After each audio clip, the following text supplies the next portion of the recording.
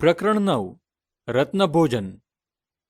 વિદ્યાર્થી મિત્રો, મનુભાઈ પંચોળી ઉપનામ દર્શક ગુજરાતના જાણીતા નવલકથાકાર, નાટ્યકાર, નિબંધકાર, કેળવણીકાર તથા સમાજસેવક હતા. તેમનો જન્મ 2 નવેમ્બર 1914ના દિને સૌરાષ્ટ્ર વિસ્તારમાં આવેલા મોરબી જિલ્લામાં આવેલા પંચાશિયા ગામે થયો હતો. શ્રી મનુભાઈ પંચોળીએ આ નવલકથામાં ભારતના આજથી 2000 વર્ષ પૂર્વેના ગણરાજ્યોનો કાળ કથામાં સરસ રીતે ગૂંથી લીધો છે. 27 પ્રકરણોમાં ફેલાયેલી આ નવલકથા મૌર્ય યુગને દર્શાવે છે. આ એકમની ભાષામાં સરળતા અને સંસ્કારિતા છે. દેવ મંદિરમાં પેસતા મહર્ષિ એલે એક ક્ષણ માટે ઉંબર પર માથું ટેકવ્યું. મનમાં બોલ્યા, આજ્ઞા. આનંદને પાછળ આવવા ઈશારો કરી અંદર પેઠા. પહેલા મૂર્તિ જે જગ્યાએ હશે ત્યાં કાકડો સળગાવી કાંઈક તપાસ્યું. પછી સાથે લાવેલ અણીદાર ખીલાને એક જગ્યાએ ભરાવી જોર કર્યું. આનંદના આશ્ચર્ય વચ્ચે પથરો ખસતો લાગ્યો. થોડી વારમાં માણસ જાય તેટલી જગ્યા થઈ. થોડી વાર બેસીએ, ભૂગર્ભ ગૃહમાં હવા જવા દે. થોડી વારે કાકડો સળગાવી અંદર પેઠા. આનંદે જોયું તો મંદિરનો નીચેનો આખો ભાગ પહોળો હતો. કોઈક એને અવારનવાર સાફ રાખતું હોય તેમ લાગ્યું. એમાં ચારે બાજુ પુસ્તકાલયની જેમ પોથીઓને ગોઠવી હતી. થોડીક અનુપમ મૂર્તિઓ પણ દેખાઈ. પેલું આખું પુસ્તકાલય નાશ પામે તો પણ આટલાથી આપણું વિદ્યાધન બચી જાય, કહી એમણે એક ઘોડો ખસેડ્યો. પછવાડેની દિવાલમાંથી પૂર્વવત એક પથરો ખસેડી આનંદને પોલાણમાં 2 પેટી બતાવીને ઊંચકી બહાર કાઢવા કહ્યું. પેટીઓ વજનદાર હતી. એકલા આનંદથી ઉચકાઈ તેમ નહોતી, એટલે એણે એક હાથ વતી ટેકો આપી બહાર ખેંચી કાઢી. ધૂળ ખંખેરી ઉગાડી તો એકમાં હતા ઝળહળતા રત્નો. એની અનેકરંગી આભાથી ભૂગર્ભગૃહની દિવાલો પણ ચમકી રહી. એમાંના થોડા રત્નોને એક પોટલીમાં બાંધી લેવાનું કહી એણે બીજી પેટી ઉઘાડી. એમાં હતા સુવર્ણ તથા રજતના ટુકડાઓ. એની બીજી પોટલી બાંધી. ફરી પાછી પેટી હતી ત્યાં મૂકી પથ્થર ખસેડી પુસ્તકના ઘોડાને યથાસ્થિત ગોઠવ્યો. આ છે વિદ્યાપીઠનો ધનભંડાર, કહી ઘોડા પરથી એક પુસ્તક બગલમાં મારી બંને બહાર નીકળ્યા. આનંદ એવો તો મંત્રમુગ્ધ થઈ ગયો કે અડધા રસ્તા સુધી કશું બોલ્યો નહીં. નહીં તોય માલવગણ તો ખરીદી શકાય તેટલી કિંમતનો એ રત્નસંગ્રહ હતો. આટલું ધન છતાં આપ કેમ વિદ્યાલય ઊભું કરતા નથી? વિદ્યાલય મારા પર ઊભું કરવા માંગુ છું, ધન પર નહીં. એટલે આ છે છતાં તમે નગરસભા ઉપર શા સારું નભો છો? એ જ અમારું ગૌરવને મૂડી છે.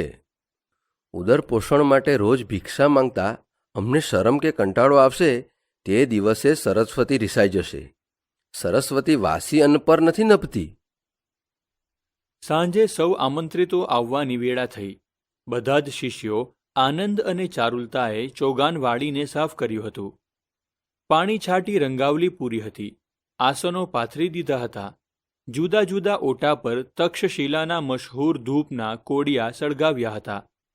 એલે આજે કૃષ્ણાને આગ્રહ કરી સજાવી હતી, તોય એમને સંતોષ નહોતો થતો. આમંત્રિતો આવી ગયા. યવન સામંતને એના સાગરીતો બરાબર બની ઠનીને આવ્યા હતા. શક સરદારોએ પણ સુઘડ દેખાવામાં કાળજી રાખી હતી. માત્ર મૈનેન્દ્ર રોજના કરતા ઉલટો સાદો દેખાતો હતો. એણે પાસે કંઈ હથિયાર રાખ્યું નહોતું. પાદત્રાણ પણ આવાસે મૂકીને અડવાણા પગે જ આવ્યો હતો. એલને જોતા જ એ દંડવત પડી ગયો. મૈનેન્દ્ર, તું તો હવે મોટો થઈ ગયો. એને ઊભો કરતા મહર્ષિએ સ્નેહથી કહ્યું. શક સરદારો પણ એમના ક્ષત્રપને યથારીથી અનુસર્યા. યવન સામંતને પણ ન છૂટકે અનુસરવું પડ્યું. મૈનેન્દ્રને એના સરદારોની પંક્તિ એક રાખી હતી. અન્ય સૌ સામી પંક્તિમાં બેઠા હતા. થોડી વારે અંદરથી પીરસાઈને થાળ આવવા માંડ્યા. સૌને નવાઈ લાગી કે શક સરદારોના થાળમાં ભોજન સામગ્રીની જગ્યાએ રત્નો અને સુવર્ણ રજતના ટુકડા પીરસ્યા હતા. અન્ય સૌના થાળમાં હતો કંસાર. શક સરદારોએ પહેલાં તો ભોજનની સાથે આ ભેટ તરીકે હશે એમ ધાર્યું, પણ બધાને પીરસાયું છતાં એમના થાળમાં કશું જ બીજું ન આવ્યું ત્યારે વિચારમાં પડ્યા.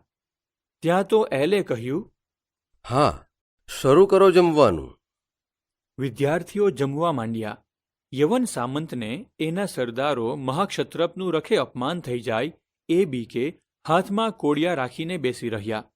એલ તો નિરાંતે નીચું જોઈને જમતા હતા. મૈનેન્દ્ર નીચું જોઈને બેઠો હતો. તેના મોં પર વાદળી પથરાઈ હતી. ઓચિંતાના ઊંચું જોઈને શક સરદારોને શાસ્ત્રનિધિએ પૂછ્યું, અરે આપ જમતા નથી? કૃષ્ણા, અતિથિઓને આટલું જ કેમ પીરસ્યું? વધુ સામગ્રી લાવતો બહેન. રાંધણિયામાંથી 2 હાથમાં રત્ન તથા સુવર્ણના થાળ લઈને શોભનમુખ કૃષ્ણા બહાર આવી. મૈનેન્દ્રને લાગ્યું કે કૃષ્ણાની આજની શોભા આગળ રત્નો ફિક્કા હતા. એક પછી એક થાળીમાં રત્નોને સુવર્ણ પીરસાયા. હા, શરૂ કરો. એલે ફરી કહ્યું. કૃષ્ણા હોઠ દબાવી હસતી હતી.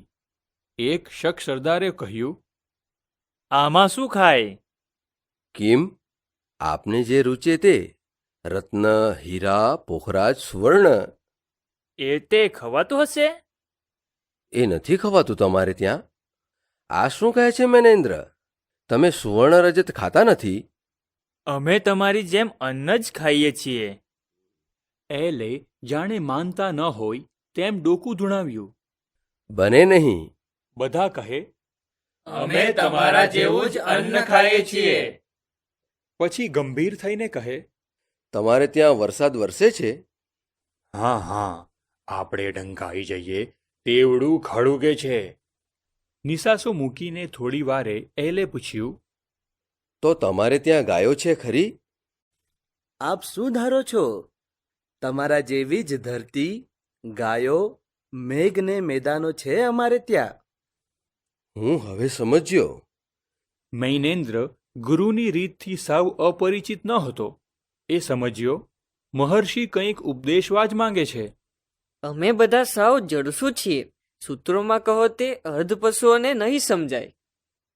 એલે શક સરદારો તરફ જોઈને કહ્યું, મેં જ્યારે સાંભળ્યું કે તમે ગામો બાળતા, લોકોને પીડતા, લક્ષ્મી લૂંટતા ફરો છો, ત્યારે ધાર્યું કે તમારે ત્યાં સોનું રૂપું ખાવાનો ચાલ હશે ને ત્યાં પૂરતું નહીં હોય એટલે આમ કરતા હશો.